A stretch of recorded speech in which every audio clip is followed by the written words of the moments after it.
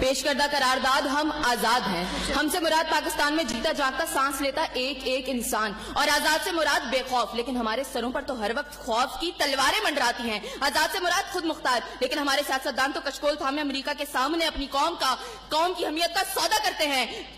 आजाद से मुराद किसी के ताबे न होना, लेकिन हम तो आज भी उन्हीं जागीरदारों, उन्हीं वडेरों, उन्हीं लुटेरों, उन्हीं जाबिर, उन्हीं जालिम, उन्हीं बेहिस और बेबस हुक्मरानों के ताबे हैं। तो मंतकी एतबार से करारदाद अभी और इसी वक्त मुस्तरद होती है। अगर ऐवान में बैठा कोई एक नौजवान भी खड़े होकर ये कह दे कि हाँ, जितनी आजादी हमें मिली है इतनी ही काफी है, तो मैं अभी और इसी के वक्त यहाँ के बजाय वहां खड़ी हूँ। लेकिन जनाब सदर, हम आजाद नहीं। और ये किस आजादी की बात करते हैं जिस मुल्क में वाटर कूलर से लटकते हुए गिलास को भी जंजीरों में जकड़ के रखा जाता हो, उसमें इंसान क्या आजाद होंगे?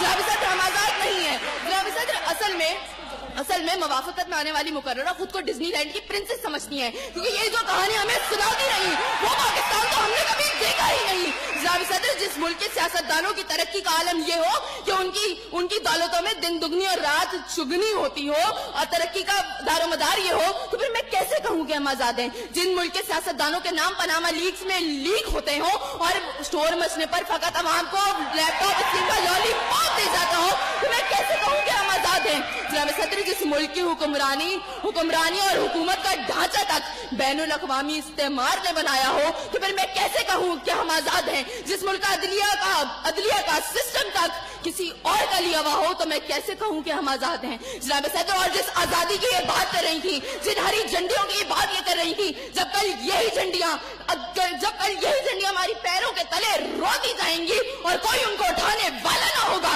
तो फिर मैं इनसे पूछूंगी कि अरे कौन सी आजादी?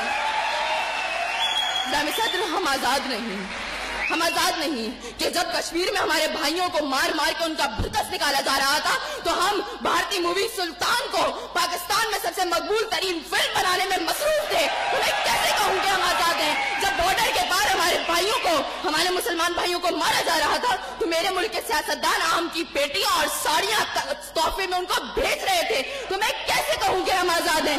जनाब सदर, और हमारे नौजवानों के लिए, अभी रोड पर मैं देखती भी आई, हमारे नौजवानों के लिए आजादी का मकसद फकत बाइकों के साइलेंसर फाड़ फाड़ के निकालने तक महदूद है। तो मैं कैसे कहूँ कि हम आजाद हैं?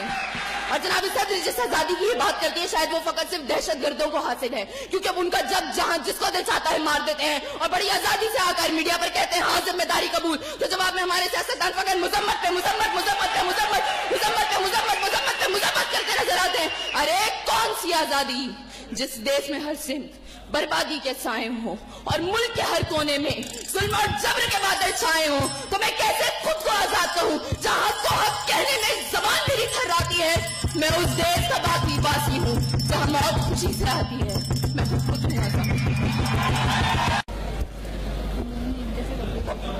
जनाब सदर,